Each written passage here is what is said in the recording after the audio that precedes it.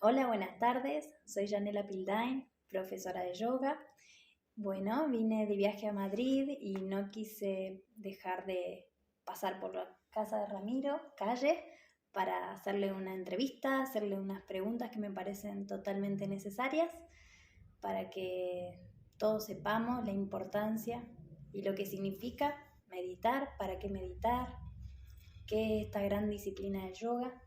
Querido Exacto, amigo. pues mira, en realidad, Yanela, lo esencial es que la gente vaya conociendo lo que es el yoga auténtico Exacto. y la meditación.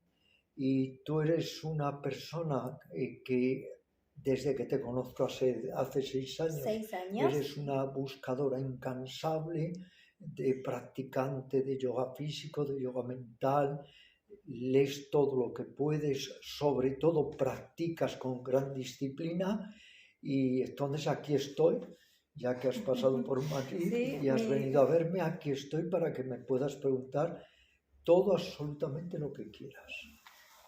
muchas gracias, Ramiro. Mi gran maestro, me enorgullece que me pueda decir estas palabras y poder compartirla con ustedes. Y bueno, Ramiro, ¿por qué es tan necesario meditar? Pues mira, porque todos tenemos una mente loca, porque en realidad todos tenemos una mente que decimos mi mente, pero no es mi mente. Nosotros somos los siervos, los esclavos de nuestra propia mente. La mente es inestable, es insegura, es excepcionalmente, incontroladamente dinámica y la mente sobre todo genera problemas. Decimos en el yoga que cuando no hay problemas reales, la mente crea problemas imaginarios. La mente, sin embargo, es reeducable, es entrenable, podemos todos ir aprendiendo a desarrollar, a sanear, a tener una mente más sana para beneficio propio y beneficio de los demás. Sí, Ramiro. Pero la mente es un infierno y si no reconstruimos nuestra mente, no solo es un infierno para nosotros, es un infierno para las otras criaturas. Todo, por ejemplo, lo que se está haciendo terriblemente a los animales, ¿de dónde nace? De la mente humana, que como decía Nietzsche, el ser humano es el más brutal de los animales tratando a los animales. Sí, querido amigo. Es Tenemos que aprender a poner la mente bajo control, tú lo sabes. tremendo el yugo. Eso, yugo, yoga, subyugar la mente y no que ella nos subyugue o nos esclavice. Y para eso tenemos técnicas, y eso es el yoga, técnicas. ¿Qué técnicas? Pues técnicas psicosomáticas, técnicas mentales, técnicas emocionales. Por un lado tenemos el hatha yoga, que es, tú que das clases de hatha yoga, un método para llegar al Raja Yoga o yoga mental. De hecho, fíjate, los antiguos sabios del yoga decían todos que todos los yogas, todas las modalidades de yoga, solo tienen al final un objetivo, que es la conquista y el cultivo de la mente. A través del cuerpo llegar a la quietud de la mente. Es cierto, en la medida en que nosotros aprendemos a inmovilizar el cuerpo, inmovilizamos la mente. Cuerpo y mente forman lo que llamamos la unidad psicosomática. Por el cuerpo llegamos a la mente, por la mente llegamos al cuerpo. Por eso es muy importante que nunca olvidemos la práctica y los métodos. Si tuviéramos que definir el yoga, diríamos que es un conjunto de enseñanzas y de métodos. Si recibes las enseñanzas pero no practicas, se queda todo en un teorema, en una teoría. Lo importante es recibir las enseñanzas y luego ponerlas en práctica. Para poder lograr sentir ese néctar que da el resultado de la práctica, esa paz interior. Nada paga un instante de paz, ¿verdad? Eso es, nada paga un instante de paz. Y es muy interesante que hayas utilizado el vocablo néctar. Néctar en el yoga es Amrita, es como una ambrosía, es como algo muy dulce que te arroba, que te embelesa, que te conforta y reconforta. Y ese néctar, ese amrita, esa ambrosía no está fuera, está dentro de uno, en el corazón y en la mente. Cuando aquietamos la mente y nos interiorizamos en lo más profundo de nosotros, entonces ese néctar liberador empieza a eclosionar, empieza a surgir y nos hace mejores, nos humaniza y nos permite que la consciencia vaya evolucionando. Sí, sí. Con la práctica, cuando podés tocar un poquitito ese néctar y sentís, luego es insaciable las ganas de querer seguir mejorando cada día, aunque con mucha voluntad, mucho trabajo, porque vamos a encontrarnos con muchos obstáculos, que es muy difícil a veces sentarse a meditar siempre. Sí, pero es motivación y es voluntad. Voluntad, trabajo, y cuando sientes esa paz y eso ya es lo que más te motiva y te estimula. No tenemos que olvidar que siempre en el yoga se ha dicho que hay que trabajar dos aspectos complementarios mucho. Uno, el esfuerzo, el entrenamiento, la voluntad, lo que llamamos en el yoga sadhana, práctica espiritual, y el otro, el desapego. Con esfuerzo y con desapego vamos obteniendo grandes frutos, grandes resultados en la senda de la autorrealización. Por eso cada día cuenta, cada día es una especie de escalón para ir siguiendo la escalera, la ruta hacia la cima de la consciencia, que es la libertad interior. Lo más preciado que podemos obtener en esta vida es libertad interior. Hasta llegar a ese esfuerzo sin esfuerzo tan anhelado, ¿verdad? El esfuerzo sin esfuerzo. Pero ¿cuándo viene el esfuerzo sin esfuerzo? Me decía un sabio hace muchos años en la India, Ramiro, en la extremidad del esfuerzo aparece el esfuerzo sin esfuerzo. Para eso hay mucho que purificar, mucho que reorganizar en nuestra vida psíquica, ver también nuestra sombra, nuestro lado oscuro, para irlo poco a poco superando. Tú como buena argentina, pues tienes ahí las raíces del psicoanálisis, de la psicología, que de alguna manera impregna a los argentinos, ¿no? Y es muy interesante saber que el yoga, la meditación, también es drenaje, es limpieza de todo lo que hay de oscuro, a veces de mezquino, hasta de siniestro, dentro de nosotros. Hay que aceptarlo como seres humanos, pero aceptarlo no quiere decir resignarnos a ello. Lo aceptamos, lo vemos, lo comprendemos y empezamos a trabajar para drenarlo, limpiarlo y superarlo. Que usted ha mencionado que el cerebro no acumula, ha dicho en alguna entrevista, ¿verdad? Sí. Como decía Krishnamurti. Krishnamurti en esto era de una gran inteligencia, porque él decía que lo que más, claro, nos condiciona son las acumulaciones. En el yoga esas acumulaciones le llamamos saskara.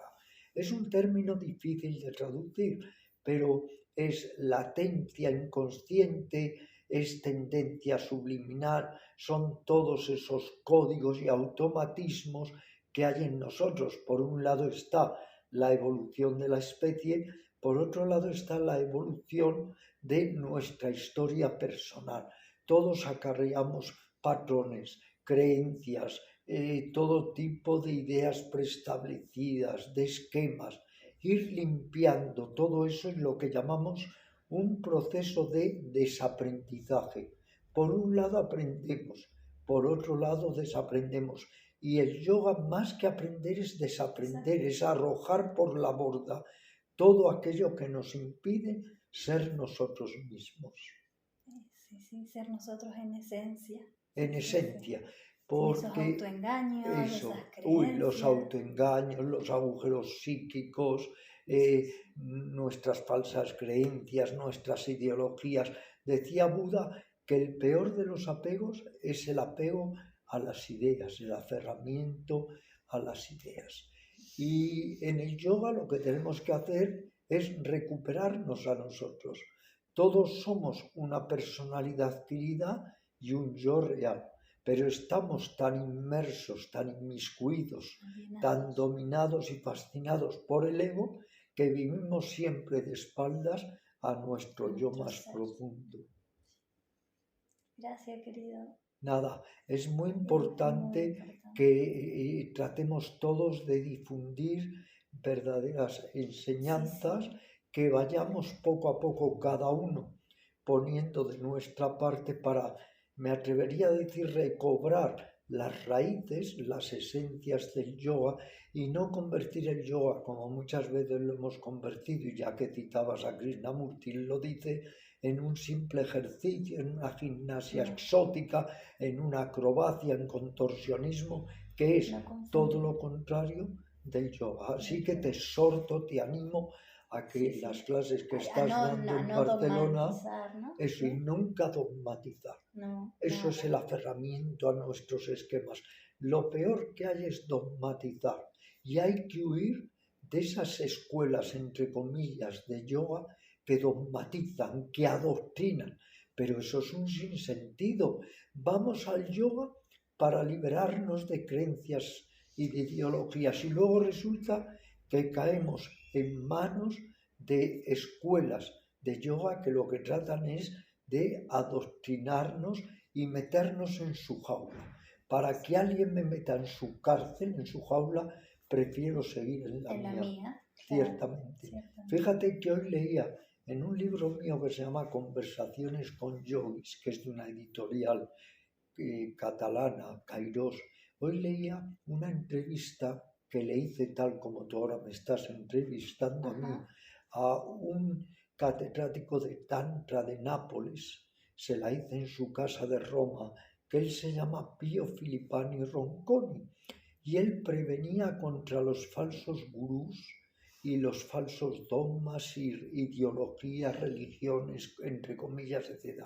Porque decía que es paradójico que un ser humano nazca libre y luego muera esclavo por meterse en estas sectas, en estas pseudoescuelas de yoga o de zen o lo que fuere. Luego a los practicantes hay que decirles que utilicen un poco su discernimiento para ver lo que van a hacer y lo que están haciendo. Sí. Y también algo que me encantaría que nos compartas, cómo iniciaste en el yoga y de todos tus viajes a la India y esa curiosidad de entrevistar a tantos maestros místicos. Sí, y yo he entrevistado a tantos maestros y me ha llamado cazador de personas santas. Sí. Han sido 99 viajes por toda la India a fondo. ¿Pero por qué? ¿Qué buscaba yo? Desde que yo tenía muy corta edad, 15 años, sí, ya lo sé, escuché el yoga y ya sentía una gran insatisfacción. ¿Por qué? Porque quería encontrar claves, métodos, disciplinas para llegar a la verdadera sabiduría, para poder de alguna manera despertar la conciencia y humanizarme, y utilizar este paseo por el planeta para también formarme a mí mismo y activar mis mejores potenciales. Esa insatisfacción profunda, porque fui siempre además un niño muy complicado psicológicamente, esa insatisfacción profunda me llevó a rastrear como un sabueso toda clase de disciplinas, de escuelas metafísicas, de filosofías, de sociedades esotéricas, y finalmente pues empecé a viajar a Oriente y a tratar de entrevistar lamas, monjes, yogis, sadhus, eremitas, ermitaños, pues toda persona que yo pensaba que me podía dar, aunque fuera una pizca de sabiduría. Me encanta, Ramiro, y he leído mucho de tus libros. Lo sé, que eres una gran seguidora. Y te encontré por allá por el 2016 con, me acuerdo, el primer libro, Las oscuridades de la mente. Exactamente. Ese fue mi primer libro, sin conocerte todavía. Y esas ganas de buscar el mejorarte cada día me hicieron encontrar a mí que mi problema estaba en mi mente Exacto. y ponerme a buscar también y autoconocerme y autoevaluarme y continuar en este camino de búsqueda Cierto. insaciable. Cierto, porque toda persona que ha tenido un toque de conciencia, un punto de comprensión clara, se da cuenta de que no podemos solo venir a la vida para que la pura satisfacción sensorial, el autoengaño, la voracidad psicológica, hay que tratar de darle un sentido a la vida, incluso si no lo tiene, dárselo. Sí, Porque sí. yo le pregunté a un maestro budista, Walpola Rácula, ¿cuál es el sentido de la vida? Y él me dijo, el que usted quiera darle. Pues vamos a darle un sentido hermoso y bello. Siempre me gusta decir que podemos hacer de nuestra mente un estercolero o un jardín. Entonces vamos a tratar de ayudarnos a nosotros y de ayudar también a las personas para que entre todos cooperemos y podamos sentirnos un poco mejor y podemos hallar así un propósito, un significado en esta vida que aparentemente, por lo menos racionalmente, es el mayor de los desatinos. Sí, sí, sí. Ya grandes sabios, como mencionó en alguna entrevista, como Jesús, Lao Tse, mencionaban muchas de estas. Todos ellos han sido de alguna manera pues las mentes más brillantes. Recuerdo, Buda, sí, Buda, tantos, ¿verdad? Mahavira, el fundador del jainismo, Pitágoras. Y te decía que recuerdo que en una entrevista que le hicieron al gran cantante italiano Franco Battiato, él dijo con cuánta razón que las mentes más brillantes del mundo han sido las de los místicos. Por eso siempre me gusta decir que los científicos saben, pero los místicos saben mucho más. Pero lamentablemente todavía hay un sector muy amplio de la sociedad que no se interesa en absoluto por la vida interior, que todo es mirar hacia afuera, externalizarse, pero nunca mirar hacia adentro. Sí, sí. De ahí lo importante que es que poco a poco se vaya contagiando esta fiebre, en principio que hay afortunadamente ahora cada día más por la meditación, por eso que hablábamos antes, el arte de parar, la detención consciente, el escuchar el cuerpo, el escuchar la mente, el escucharse a uno mismo. El darles momentos. Siempre. Dedicarle ese momento, por muy ajetreado que uno esté, por muchas ocupaciones que tengamos, mucha hiperactividad, saber parar, detenernos, como dice el antiguo adagio, hasta un caballo de carreras, si no para, se destripa. Totalmente, Ramiro. Necesitamos darle ese momento a nuestra mente. Por supuesto. Darle ese amor que a veces nos cuesta tanto. Y yo, desde que te conocí, no paré de buscar. Cierto. De buscar y en mí misma. Y en autoobservarme, en practicar. No es fácil, pero es placentero y con voluntad se puede. Y para autoobservarnos. Todo lo que es la estrategia de la evolución interior. Nuestras actitudes, nuestros comportamientos que tanto esconden y solamente a nosotros mismos. Es un trabajo con nuestro ego y nuestra esencia y es para que cada vez pueda florecer un poquito más nuestra esencia.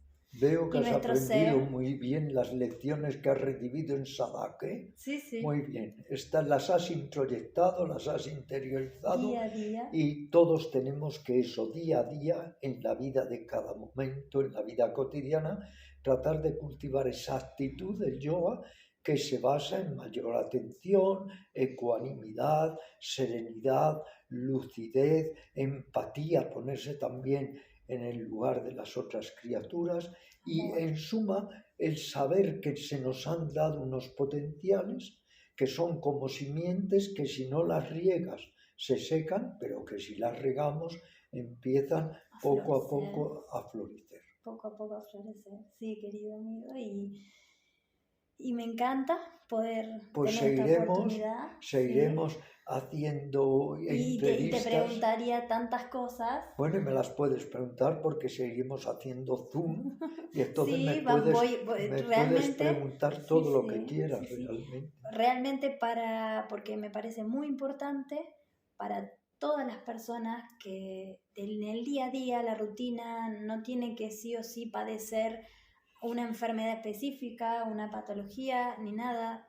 Nosotros, en la vida cotidiana, no vemos que un montón de ansiedades y de malestares, conociéndonos y practicando con los métodos y herramientas que nos dan todos estos sabios, esta disciplina, podemos lograr mucho, mucho amor y paz con nosotros mismos y hacerle un bien enorme a este mundo. Desde luego que este mundo, si algo necesita, es ecuanimidad, es amor, lucidez, es equilibrio, es lucidez, es sosiego, y que sepamos que al final formamos parte de una red, de una sinergia, y que si hieres a otra criatura te estás hiriendo también a ti mismo. Y ya que has utilizado esta palabra herramienta, que efectivamente es que podríamos decir que el yoga es como una caja de herramientas donde se nos ofrecen todos esos métodos y técnicas para evolucionar.